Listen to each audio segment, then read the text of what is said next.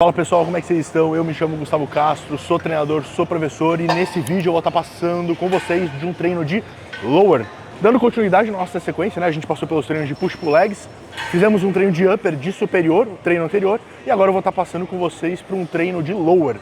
Talvez você já esteja se perguntando, mas Gustavo, qual que é a diferença de um treino de lower, de membros inferiores, para um treino de perna convencional? A verdade é que não existe diferença nenhuma, tá? Quando a gente fala de uma divisão de upper e lower, pessoal, como eu falei, inclusive, no nosso treino de upper, no treino de lower, vocês podem diluir um pouco de exercício, um pouco de volume de alguns grupos musculares menores, como é o caso de bíceps, por exemplo. No treino de upper, por exemplo, eu passei por exercícios tanto de bíceps quanto de tríceps. Porém, eu deixei um adendo no vídeo que é, se o volume da sessão inteira ficar muito grande, vocês podem utilizar o treino de lower, o treino de perna, para colocar alguns exercícios isolados, por exemplo, de bíceps ou de tríceps, ou os dois, tá? Tudo isso vai depender da configuração dos treinos como um todo. Vocês também podem fazer duas sequências diferentes, por exemplo, um treino de superior de upper 1, um treino de inferior lower 1, e vocês podem fazer um segundo treino mudando tanto os exercícios como a própria configuração desses treinos. Então, se no treino de superior 1 vocês quiserem fazer tudo de superior e no treino de superior 2 não fazer bíceps e tríceps e deixar isso no treino de inferior 2, vocês podem também, tá? Então, mais uma vez, a divisão de upper, lower, superior e inferior, ela garante essa flexibilidade de você manipular os exercícios. O mais importante é você conseguir diluir bem a fadiga, lembra sempre que o super trunfo de uma divisão de upper e lower é o quê? Volume baixo, frequência alta e muita progressão de carga. Isso é fundamental, isso é o que torna a divisão de upper e lower, superior e inferior, tão poderosa, tá? Então nesse treino aqui de lower, eu não vou estar encaixando nenhum exercício isolado. Então ele vai ser um treino convencional de legs, de perna completa, tá? Eu vou estar passando com alguns exercícios com vocês, mostrando a configuração deles, o porquê eu vou estar utilizando cada um deles, e a gente vai estar trocando uma ideia também ao longo do vídeo, vou estar respondendo também algumas perguntas que vocês deixaram em outros vídeos. Combinado? Primeiro exercício do treino, pessoal, a gente vai estar começando com uma mesa flexora, tá? Vocês podem ver que essa mesa flexora, ela foge um pouquinho do comum. Então, se vocês derem uma olhadinha aqui, o ângulo do quadril dela fica um pouquinho mais alto do que uma mesa flexora convencional. O quadril ele vai ficar um pouco mais alto, que isso traz um pouco mais de estabilidade, tá? Vocês vão perceber que acaba ficando um pouquinho mais difícil de o quadril ficar sambando na máquina. Então essa é uma qualidade dela. A gente também vai ter o suporte de apoiar o antebraço aqui na frente, mas tirando isso, o perfil de resistência é exatamente igual de qualquer outra mesa flexora. A mesa flexora vai estar gerando sobrecarga em comprimento curto, exatamente o oposto da cadeira flexora. E por que eu estou encaixando uma mesa flexora neste treino? Por quê? Porque é o meu segundo treino de perna, então eu gosto de mudar um pouco a configuração dele. No primeiro treino eu utilizei cadeira flexora e uma variação de stiff. Portanto, nesse treino eu vou estar utilizando a mesa flexora justamente para seguir um princípio oposto de perfil de resistência. Tudo bem?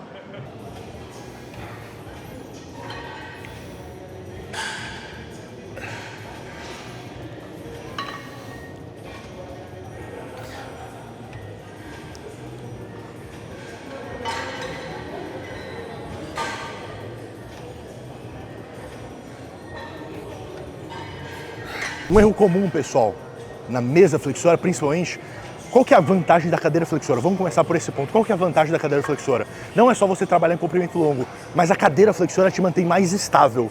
Com aquele suporte que a gente tem em cima do joelho, a gente consegue ficar muito estável na máquina, algo que a gente não tem tanta estabilidade na mesa flexora. O que acontece na mesa flexora? A grande maioria das pessoas, ela coloca um peso maior do que ela suporta e ela fica o quê? O tempo todo levantando o quadril. O tempo todo. E aí, às vezes, quando a pessoa está treinando com um profissional ou com um colega de treino, a pessoa vai lá e pressiona o quadril contra o encosto. Essa é a pior coisa que a pessoa que está treinando com vocês pode fazer, do ponto de vista até mesmo de sobrecarga e lesão.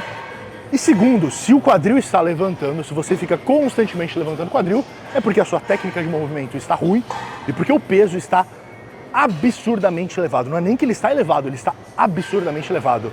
Então essas duas coisas devem ser corrigidas. Se vocês verem a minha execução, vocês vão perceber que a execução, tanto da mesa flexora como de qualquer outro exercício, ela vai ter sempre, pessoal, sempre 3 fases. No caso da mesa flexora, a gente vai ter o ponto que a gente começa de baixo, onde seria a fase excêntrica, a gente vai trazer a fase concêntrica, a gente vai fazer uma breve pausa, e estender novamente indo para a excêntrica. Pausa, puxa, pausa, alonga, pausa, puxa, pausa, alonga. Garantir essa sequência entre essas fases é fundamental, justamente, primeiro, para evitar roubo, segundo, para garantir que toda a progressão que vocês façam seja de fato de vocês. Porque se vocês não têm uma técnica muito bem consolidada durante o exercício, vocês não sabem se vocês estão progredindo ou se vocês estão roubando. Então, se você não garante boa amplitude, boa técnica, boa estabilidade, bom controle de movimento, você pode estar progredindo 5, 10, 20 quilos por treino. Se isso daqui não está muito bem garantido, você não sabe se o peso é seu ou se você está roubando, porque você não está garantindo o que é mais importante, que é a qualidade do movimento.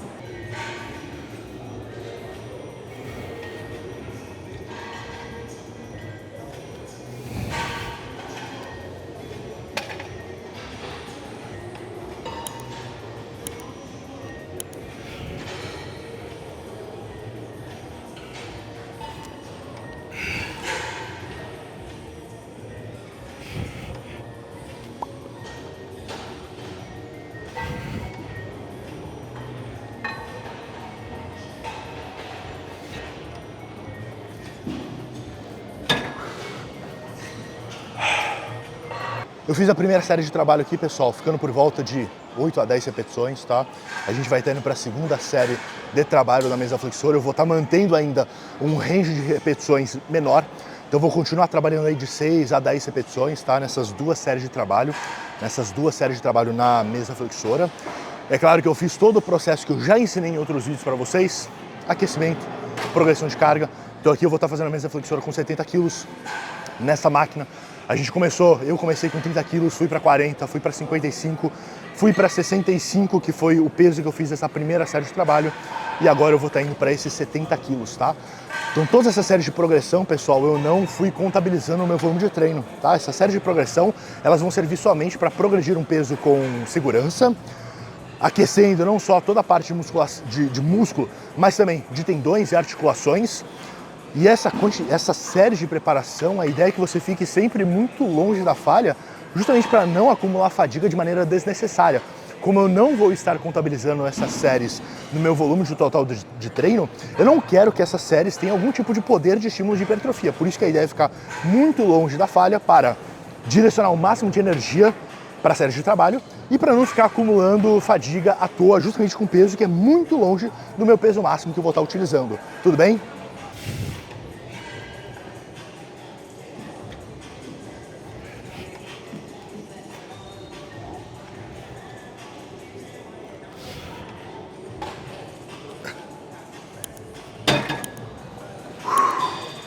Segundo exercício, pessoal, a gente já vai estar começando pela cadeira extensora, tá? Então eu já vou estar migrando para uma ênfase maior em quadríceps.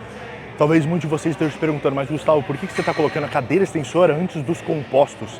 Será que essa cadeira extensora não vai prejudicar na progressão de um leg press ou de um agachamento? É um argumento muito válido, tá, pessoal? Muito válido mesmo, porém, já fiz centenas de testes e eu não vejo diferença nenhuma de performance em encaixar a cadeira extensora no começo ou no final do treino. Na verdade, eu prefiro encaixar no começo. Eu consigo progredir das duas maneiras, eu consigo controlar muito bem a fadiga das duas maneiras, porém, se eu deixo a cadeira extensora para o final do treino, eu simplesmente perco muito desempenho por uma condição clínica que eu tenho, que é uma tendinite no tendão do quadríceps. E com o desgaste que eu vou sofrendo num leg press, num agachamento, eu acabo não conseguindo tirar proveito da cadeira extensora, justamente porque vai aumentando levemente a inflamação no decorrer do treino. E vocês não podem esquecer, pessoal, que a cadeira extensora ela é o exercício mais completo para quadríceps. Como assim, Gustavo? A cadeira extensora, pessoal, é o único exercício de quadríceps, único não, tá? A gente tem outros, mas é o exercício mais utilizado que a gente consegue ter um recrutamento do reto femoral. Quando a gente fala de leg press, agachamento, e aqui eu tô falando qualquer variação de leg press, qualquer variação de agachamento, búlgaro a fundo, hack, agachamento livre, agachamento no Smith, nenhuma dessas variações a gente consegue recrutar o reto femoral, que é um dos músculos do quadríceps. Quadríceps de quad, pessoal, vem de 4 grupos musculares que fazem parte do quadríceps. O reto femoral é um deles. E é uma parte do quadríceps que a gente consegue recrutar somente na cadeira extensora. Então, por ser um exercício isolado e por ser justamente o exercício mais completo para quadríceps, Eu preferi encaixá-lo no começo do treino para eu conseguir tirar proveito disso e para depois eu não ir levando o treino com muito desconforto articular por causa dessa condição clínica minha, tudo bem? Então é importante eu falar disso porque muitos têm medo de colocar a cadeira extensora no começo do treino e sentir que vão perder performance no leg press ou no agachamento.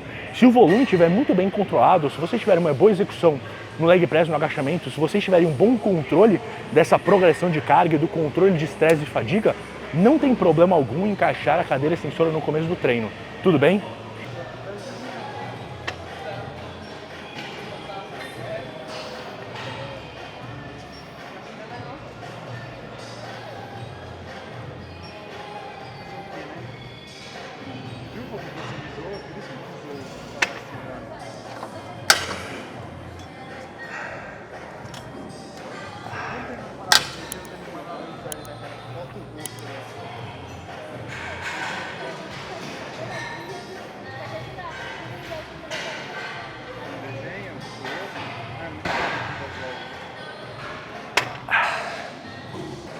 Bom, pessoal, tá tendo muita polêmica nos últimos dias, últimas semanas, sobre utilizar ou não o pegador da cadeira extensora.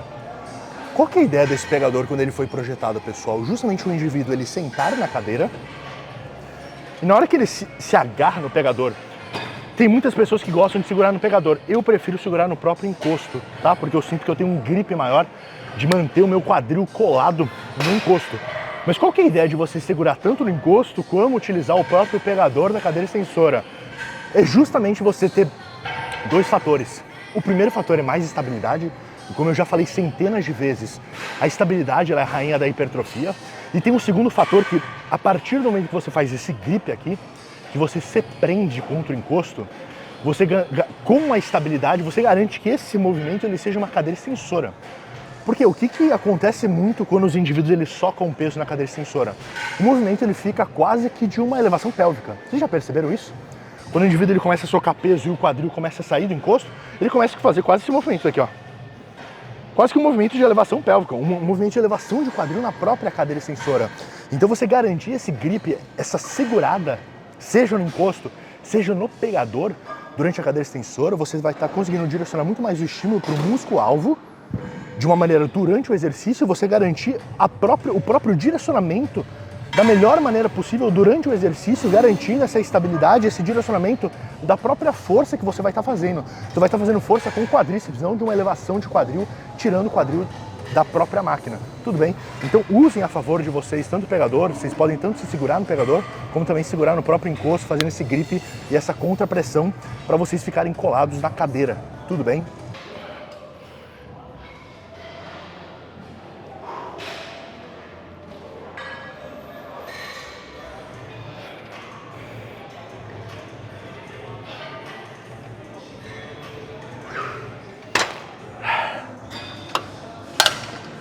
Uma outra dica que eu posso estar dando, pessoal, além de estar usando os pegadores da cadeira extensora, é vocês sempre estar alinhando a articulação, tá? A articulação do joelho com o pino do eixo do movimento. O joelho ficar nessa mesma linha de movimento é fundamental. Por quê? Porque a grande maioria das pessoas ela mantém o joelho para frente durante o movimento. O joelho ele sempre tem que estar alinhado justamente com esse eixo aqui da máquina para garantir o máximo de conforto articular. Uma segunda dica que eu posso estar dando sempre, pessoal, é vocês tomarem muito cuidado em sair da inércia na cadeira extensora. Por quê? Porque é onde as pessoas tendem a fazer muita força e tende a gerar muito desgaste na própria saída do movimento. Então evitem ficar o tempo todo saindo de um ponto zero do movimento, principalmente na cadeira extensora, na grande maioria das cadeiras extensoras. Por quê? Porque tende a gerar um desconforto muito maior no joelho. Tudo bem?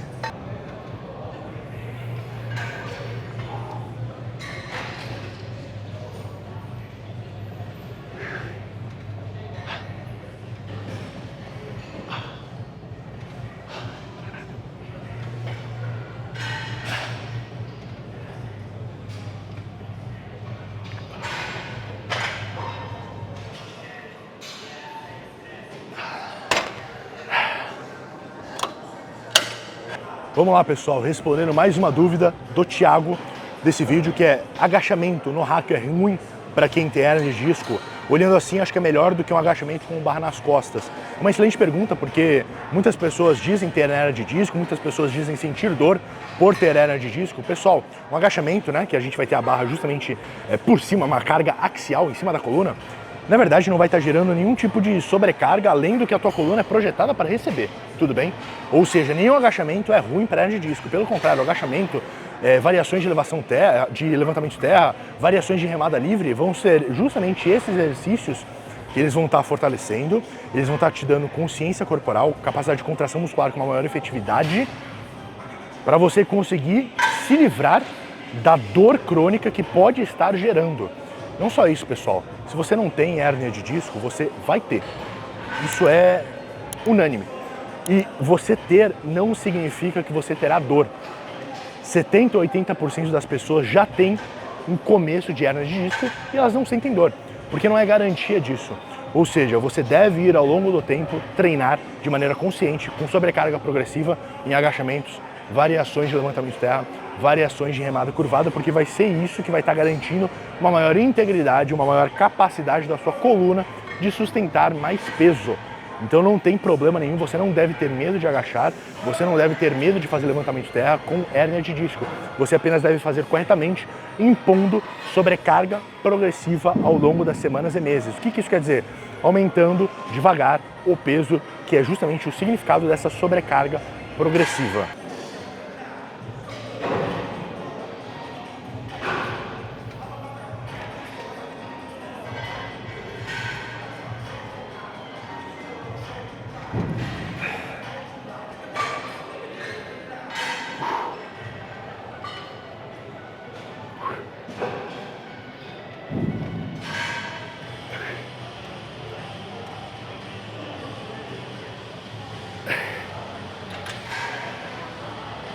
Um terceiro ponto, pessoal, que é importante a gente falar da cadeira extensora, eu vou estar repetindo, na verdade, um ponto que eu falei na mesa flexora, o primeiro exercício do treino.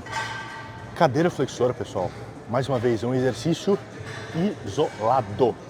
Mesa flexora é um exercício isolado. Se vocês começam a colocar uma infinidade de musculaturas dentro dos exercícios isolados para estarem realizando o movimento, para conseguir colocar muito peso, o exercício deixa de ser o quê? Isolado. Então a cadeira flexora é para ser um exercício para quadríceps. Cuidado em ficar balançando o tronco, utilizando do balanço, utilizando do próprio balanço do quadril para ficar movendo cada vez mais peso. Vocês não estão sendo fortes fazendo isso. Na verdade, vocês estão jogando o potencial da cadeira extensora e de qualquer outro exercício isolado no lixo. Então a regra básica para qualquer exercício isolado, cadeira extensora, mesa flexora, cadeira flexora, elevação lateral, qualquer exercício de bíceps livre com halter, não sacrifiquem qualidade. Não queiram recrutar mais grupos musculares que não devem ser recrutados. Por quê? Porque é um exercício isolado para aquela musculatura. Tudo bem? Então, exercício isolado, utilizar qualquer tipo de roubo, na minha perspectiva de treino, é você jogar o exercício isolado no lixo. Porque ele é para ser isolado, não é para ser um exercício composto, um exercício que vai estar utilizando múltiplas musculaturas. Tudo bem, pessoal? Fez sentido esse raciocínio? Então, quando vocês forem utilizar exercícios isolados, garantam o máximo de técnica, de amplitude, de estabilidade para vocês conseguirem direcionar ao máximo, com efetividade, o estímulo para a musculatura alvo. Bom, pessoal, já passamos pela mesa flexora, exercício isolado para a postura da coxa. A gente foi para a cadeira extensora, expliquei o porquê a gente começou pela cadeira extensora. Eu comecei pela cadeira extensora nesse vídeo. O terceiro exercício do vídeo vai ser uma variação de agachamento, tá? Gustavo, qual que é a diferença dessa máquina para um hack ou para um agachamento no Smith? Pessoal, muita pouca coisa, tá? O perfil de resistência dela tende a ser um pouco mais neutro, um pouco mais linear, mas assim, se vocês não tiverem esse tipo de máquina disponível na academia de vocês, vocês podem estar fazendo um hack ou um agachamento no Smith, tudo bem? Sem problema com relação a isso. Na verdade, o que eu mais gosto dessa máquina, pessoal, é isso daqui, ó. É essa capacidade aqui, ó, que a gente tem de variar a inclinação. Deu para perceber, pessoal? Que o que está variando aqui é justamente a inclinação da plataforma que a gente deixa o pé. Eu posso deixar ela mais inclinada, onde meus pés eles vão ficar mais inclinados. Eu sempre vou fazer essa máquina virado para cá, tá? Então sempre ao contrário do encosto. E eu posso estar fazendo ela declinada. E eu vou estar fazendo exatamente dessa maneira. Por quê, pessoal? O jeito que eu vou estar me posicionando na máquina, se vocês verem de lado, é justamente como se eu tivesse quase que com um calço por trás do meu calcanhar aqui. Como se eu tivesse colocado uma anilha, por exemplo, ou se eu tivesse com um sapato calçado no calcanhar. O que isso vai estar gerando, pessoal? Isso vai estar garantindo que o meu joelho, primeiro que eu vou ter mais atrito na plataforma, segundo, a tendência é que o meu joelho deslize mais para frente. Com essas duas coisas eu vou ter o quê? Muito mais torque no joelho, que vai estar se garantindo numa maior ativação, num maior torque no quadríceps, possivelmente lá na frente, maior hipertrofia de quadríceps. Então eu escolhi essa máquina justamente por essa capacidade de configuração da mesma. Eu vou conseguir tirar muito mais proveito do estímulo da máquina para o quadríceps. Porém, se vocês quiserem, vocês poderiam muito bem estar utilizando um agachamento no Smith, por exemplo, e colocar um calço no calcanhar. Gustavo, como eu faço isso? Pega uma anilha de 5 kg e coloca por baixo do calcanhar. Pronto, você emulou exatamente o que essa máquina faz, tá? Então o pulo do gato dessa máquina é justamente essa. É justamente o porquê que eu gosto bastante dessa máquina. O perfil dela, o perfil de resistência dela tende a ser mais linear. Se vocês forem pegar um agachamento no Smith, por exemplo, vocês vão perceber que a partir do momento que vocês quebram a paralela, fica muito difícil para subir. Eu não gosto tanto disso, essa máquina ela consegue burlar um pouco disso, é um dos motivos do porquê eu gosto dela. Mas mais uma vez, pessoal, se vocês não têm uma máquina de agachamento, façam um agachamento no Smith, façam um agachamento no rack ou façam um agachamento livre. O pulo do gato do calço vocês conseguem estar utilizando em qualquer máquina, inclusive numa máquina similar a essa que vocês têm na academia de vocês, em que a plataforma é reta. Basta você colocar o calço atrás do calcanhar para você conseguir fazer essa inclinação e conseguir direcionar que o seu joelho passe da ponta do pé e o que vai estar garantindo mais torque que a gente conversou anteriormente. Tudo bem?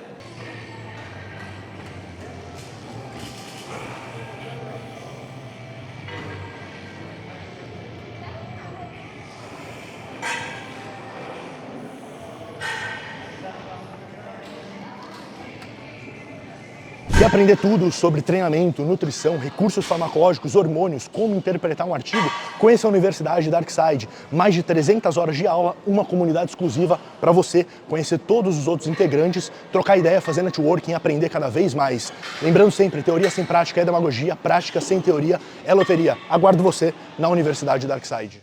Amplitude no agachamento, pessoal. Amplitude sempre completa, sempre completa. Nunca, em hipótese alguma, coloque menos amplitude para colocar mais peso. Mesma coisa que eu falei na mesa flexora e mesma coisa que eu falei no começo do treino. A partir do momento que você perde qualidade de execução, você perde amplitude, você perde técnica, você já não sabe mais o que você progrediu. Você não sabe nem se você progrediu ou se você roubou. Você não sabe se você realmente ficou mais forte por causa do treino ou se você está colocando mais peso simplesmente porque você está roubando. E aí que vem o grande pulo do gato, pessoal. Sempre, sempre, sempre filmem as séries de vocês. Por quê? Porque 99,9% das pessoas superestima o que está fazendo. Acha que está trabalhando com uma amplitude absurda, acha que está ficando muito próximo da falha, quando não está. Não está. Está deixando repetições na reserva, está perdendo amplitude de movimento, está perdendo técnica. E qual que é a melhor maneira de você ver isso? Filmando as séries, pessoal. Filmar as séries é um grande super trunfo que você tem à sua disposição para você conseguir avaliar a qualidade do seu movimento. Você vai conseguir ver se de fato você está ficando mais forte e você está mantendo a sua qualidade de movimento ou se você está simplesmente roubando. Então filmem todas as séries de trabalho de vocês e sempre vão avaliando essa questão. Mais uma vez, pessoal, agachamento, vocês sempre vão estar mantendo o máximo de amplitude. Busquem quebrar a paralela, busquem trabalhar com o máximo de amplitude para vocês terem o máximo de direcionamento de tensão para o quadríceps.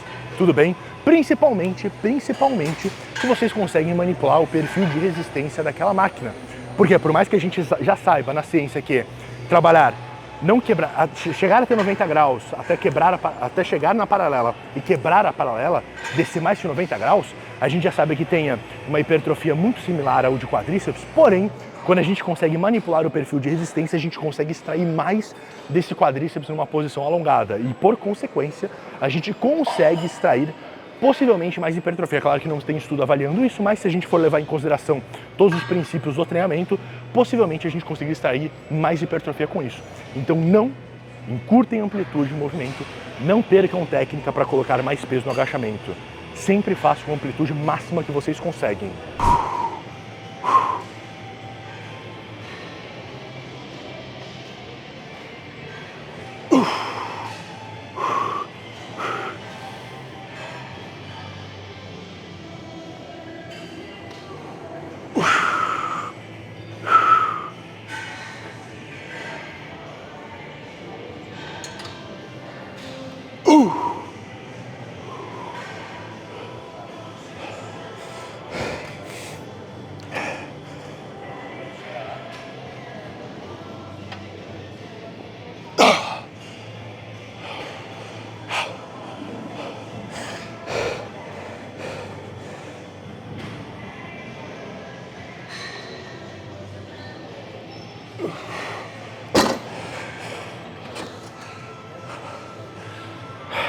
Bom, pessoal, recapitulando o treino, vou até falar de séries que eu não falei nos outros exercícios. Foram 2 séries na mesa flexora, foram 2 séries na cadeira extensora, 2 séries no hack. Agora a gente vai estar indo para o leg press, completando 2 séries de posterior e vão ser um total de 5 séries de quadríceps. 2 na cadeira extensora, 2 no hack, na variação de agachamento que eu mostrei para vocês, e uma no leg press, tá? Leg press que a gente vai estar utilizando vai ser o leg press 45 graus. Muitas pessoas têm dúvidas com relação ao leg press 45 graus, o leg press até mesmo horizontal, o leg press na vertical, né? Leg press na vertical, pessoal, não façam, tá? A amplitude de movimento é muito baixa, o tipo de sobrecarga no quadríceps é muito ruim, é um péssimo exercício para quadríceps, tudo bem? O leg press na horizontal, que geralmente a plataforma ela é fixa, a plataforma que vocês apoiam o pé é fixa, e o que move é justamente a plataforma onde vocês ficam com o quadril e com as costas fixas. Varia muito de marca, varia muito de perfil de resistência, então eu não posso falar de uma maneira abrangente, porque tem muitas diferenças nesse tipo de leg press horizontal. Mas o leg press 45 graus, pessoal, é um coringa que vocês podem estar utilizando se vocês não sabem se vale ou não a pena utilizar um leg press horizontal, tá? Então, se vocês não sabem se vale a pena utilizar uma máquina de leg press horizontal, que geralmente é o quê? É plate load, então é com tijolo. Usem o leg press com anilha, usem o leg press 45 graus, tudo bem? A gente vai estar fazendo uma série nele, eu vou estar utilizando os 2 pés, então não vai ser unilateral. Lembrando, a mesma coisa que eu falei para vocês no hack, no agachamento vale no leg press.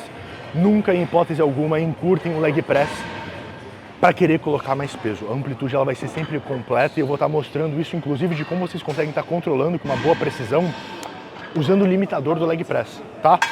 Vocês vão estar testando a amplitude máxima de vocês, coloquem um limitador e não tenham medo de falhar. O que eu mais vejo de dificuldade dos indivíduos desenvolverem quadríceps não é um exercício mágico, não é uma técnica mágica. Não existe exercício mágico para quadríceps, pessoal. O treino de quadríceps é o quê? Cadeira extensora, uma variação de leg press e uma variação de agachamento. Pronto, acabou. É isso que é treino de quadríceps. E por que muitas pessoas têm dificuldade de desenvolver quadríceps? Porque elas erram em 2 coisas. Intensidade, elas não conseguem se manter próximos da falha, elas têm medo de falhar treinando perna. E segundo, amplitude técnica.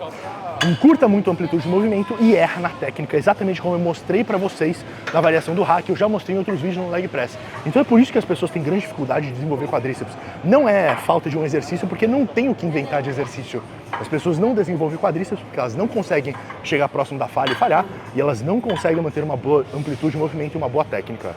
Bom, segunda pergunta, pessoal, pergunta do Adailton. Quantas séries de trabalho você faz? Pessoal, acho que é muito importante a gente falar sobre séries de trabalho, porque muitas pessoas ainda não têm a concepção certa do que significa uma série de trabalho, tá? Como eu falei logo no começo do vídeo, quando a gente estava falando sobre todas as séries de aquecimento, séries de progressão, séries de preparação, as séries de trabalho, pessoal, são séries onde vocês vão ficar muito próximo da falha ou vocês vão atingir a falha. Séries que vocês ficarem longe da falha, elas não vão entrar como série de trabalho. Essa é a definição de uma série de trabalho. Se a gente for pegar a base de ciência, a gente começa a considerar uma série de trabalho quando o indivíduo deixa 4 repetições na reserva. O que isso quer dizer? Quer dizer que o indivíduo vai parar 4 repetições antes de falhar. Entra em toda a parte de conceito de repetições na reserva, se é preciso ou não. Ponto é que, na minha opinião, 4 repetições na reserva ainda é muito para considerar uma série de trabalho. Eu considero, no mínimo, 1 ou 2 repetições na reserva, ou seja, o indivíduo para 2 repetições antes da falha com uma série de trabalho. Mas na grande maioria dos meus treinos eu sempre vou até a falha e é isso que caracteriza uma série de trabalho, tá? Lembrando, pessoal, que o volume de treino, que é justamente o próprio conceito de série de trabalho, a quantidade de séries efetivas que a gente for estar fazendo dentro de um treino, ele é totalmente individual. E as séries de trabalho, as séries que a gente vai estar chegando muito próximo da falha ou indo até a falha, por que elas são as séries mais importantes para a hipertrofia? Porque vão ser as séries que vão carregar um maior poder de estímulo para a hipertrofia. Isso por quê? Porque quanto mais próximo a gente chega da falha, maior vai ser a tensão mecânica. Tensão mecânica, pessoal, é justamente um fenômeno que acontece que nada mais é do que a força que a gente tem entre as nossas fibras musculares.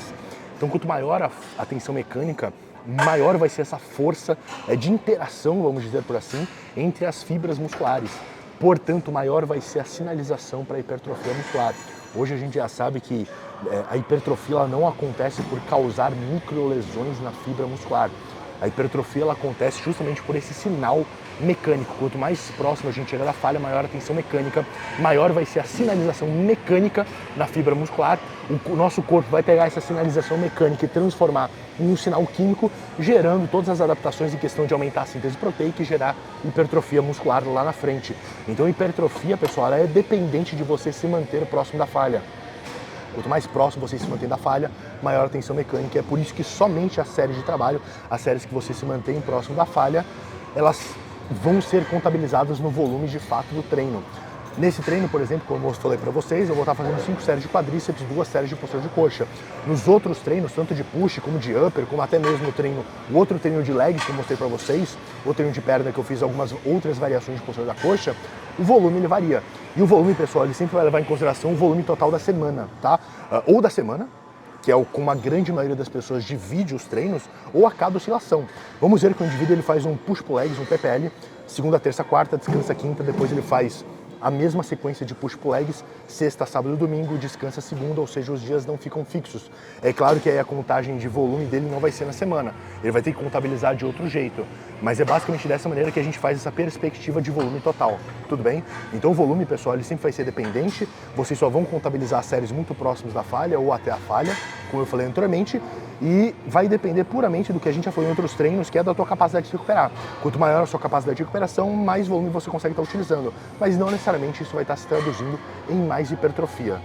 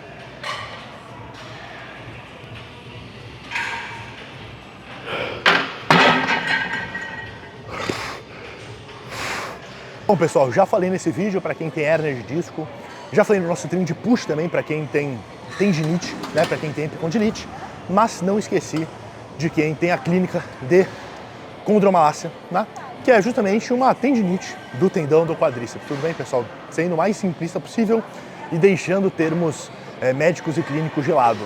Então, uma condromalácia, pessoal, o quadro clínico ele é muito parecido de quem tem uma tendinite, por exemplo, uma epicondilite, por exemplo, no cotovelo.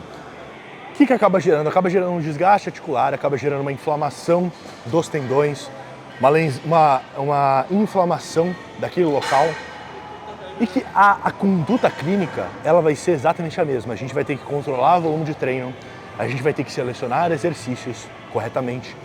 No começo a gente vai ter que restringir a amplitude de movimento, ou seja, num hack, num leg press, até mesmo na cadeira extensora, a gente vai ter que trabalhar com amplitudes que a gente gera uma menor compressão, um menor desgaste daquele tendão, pelo menos a curto prazo, de uma maneira aguda, um efeito agudo para a gente conseguir deixar esse tendão respirar. Então lembra, pessoal, que quando a gente fala de qualquer tendinite, é algo crônico. Então é algo que você vai ter que sempre ficar ligado. Então se você tem condromalácia, você vai ter que primeiro reduzir o volume de treino, você vai ter que selecionar bem os exercícios, você vai ter que melhorar a sua recuperação, talvez você vai ter que espaçar mais o treino, você vai ter que selecionar o tipo de sobrecarga que você coloca no treino, possivelmente você pode utilizar algumas estratégias de manipulação de perfil de resistência do exercício, até utilizando reverse bands, bands reversos, justamente para quê? Para aliviar um pouco do impacto, da tensão nesse tendão. Você vai ter que deixar ele respirar. Depois que ele respirou, você pode voltar a estar treinando com amplitude, com peso, mas você vai estar sempre ligado para você nunca passar essa linha de mais inflamação, de piora na recuperação, porque senão você vai voltar a sentir dor e você não vai conseguir treinar. Então a grande maioria das pessoas elas reclamam de condromalácia porque elas não conseguem fazer esse respiro do treino. Por quê? Porque elas não monitoram carga, elas não monitoram volume de treino, então elas não sabem o que elas estão fazendo. Se você perguntar para a pessoa quantas séries de quadríceps você faz, ela não sabe. Ela não sabe te responder se ela faz 20, 25 ou 30. Então se ela não sabe da dose do treino, se ela não sabe da dose do estímulo do treino, não tem que você fazer uma redução significativa ao ponto de deixar o indivíduo respirar, deixar o tendão respirar. Uma conta bem de padeiro, tá, pessoal? Se vocês fazem 20 séries de quadríceps, reduz para 10, reduz para 8, faz um corte de 50%. Valorize a recuperação. A grande maioria não valoriza a recuperação, não valoriza os dias de descanso. Quando chega o dia de descanso, a pessoa ela quer fazer qualquer coisa menos descansar.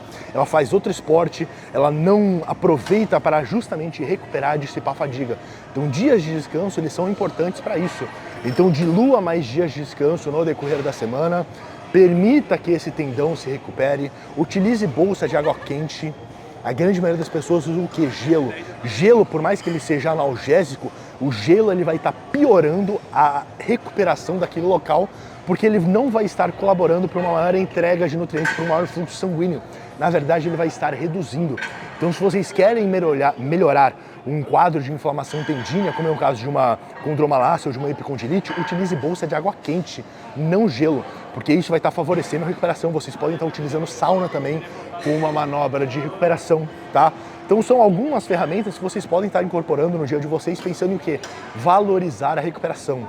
Então a palavra-chave, quando a gente fala de tendinite, qualquer tendinite, seja uma condromalácia ou uma epicondilite, é recuperação. Vocês vão precisar passar a valorizar a recuperação, dias de descanso, tempo de descanso entre as séries, como vocês vão estar distribuindo o treino de vocês. E o mais importante, vocês não vão poder mais estar fazendo um treino burro. O que é um treino burro? É você chegar na academia e você girar uma roleta mental e escolher os exercícios na hora, escolher o volume na hora e torcer para isso dar certo. Não, você não vai poder trabalhar dessa maneira, porque primeiro você vai estar piorando as suas dores, segundo você não vai ter resultado. Então o treino não é bingo, o treino não é roleta russa. Vocês vão ter que planejar melhor o treino de vocês, caso contrário vocês vão ficar repetindo o mesmo quadro de condromalácia, de epicondilite, de qualquer tendinite. Sem planejamento vocês não vão sair do lugar e vocês vão piorar, ficar com cada vez mais dor. Começamos com a mesa flexora, certo? Cadeira extensora, hack, variação de agachamento, leg press e a gente vai estar finalizando com um agachamento búlgaro no Smith, pessoal. Uma única série. Gustavo, por que você está usando o Smith e não está usando o halteres? No Smith a gente vai ter primeiro mais estabilidade, segundo a gente vai ter maior capacidade de progressão de carga, porque é muito mais fácil colocar a barra nas costas do que segurar halteres, tá? Em questão da própria estabilidade. E esses dois fatores vão permitir que a gente consiga extrair muito do búlgaro, principalmente em quê, pessoal? Principalmente para quadríceps. E aqui já vai ser um grande pulo do gato que eu já falei ao longo do vídeo e que muitos de vocês têm dificuldade de fazer e até mesmo direcionar isso para o aluno de vocês, que é: Gustavo, búlgaro é um exercício para quadríceps ou é um exercício para búlgaro? Eu tenho certeza que você já fez esse questionamento e a resposta está em como você faz. É claro que, via de regra, pessoal, via de regra, qualquer agachamento sempre será para quadríceps, já falei isso em outros vídeos. Porém, modificando o búlgaro, você consegue entregar um certo estímulo para glúteo. A minha ideia aqui vai ser entregar 100% o máximo que eu conseguir para quadríceps. E como que eu faço isso? Com duas dicas que eu já falei no hack e eu vou estar repetindo aqui, até para a gente conseguir ilustrar no Smith.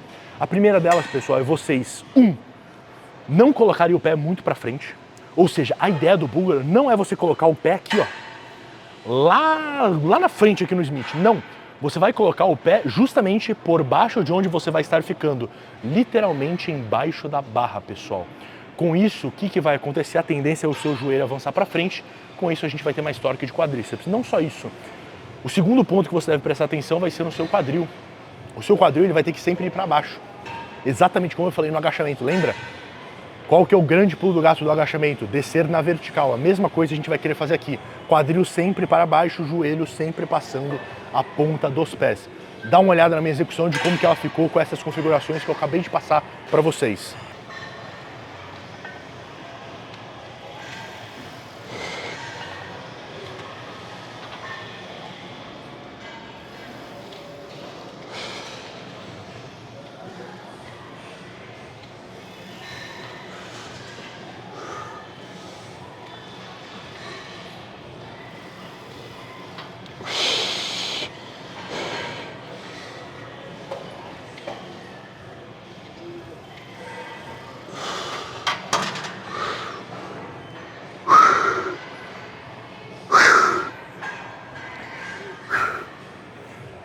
Uma segunda dica que eu posso estar dando para vocês, pessoal. Sempre descansem entre as séries dos seus exercícios unilaterais. Trate os seus exercícios unilaterais, cada um dos lados, como séries separadas. Fez um lado, descansa, vai para o outro lado, descansa, volta para o primeiro lado, descansa, vai para o segundo lado. Descansando entre as séries, vocês vão conseguir primeiro recuperar fôlego, segundo dissipar fadiga. Com isso vocês conseguem extrair mais do exercício. Então, mais uma vez, tratem os seus exercícios unilaterais, cada um dos lados, como séries separadas. Treino de lower finalizado, pessoal. Nada foi do que um treino de inferior, porém eu coloquei um pouquinho mais de volume para quadríceps em comparação com o treino com leg day que a gente já tinha feito no canal. Espero que você tenha curtido, espero que você tenha pego os insights com relação à escolha dos exercícios, configurações, recuperação, melhoras de um quadro de lesão.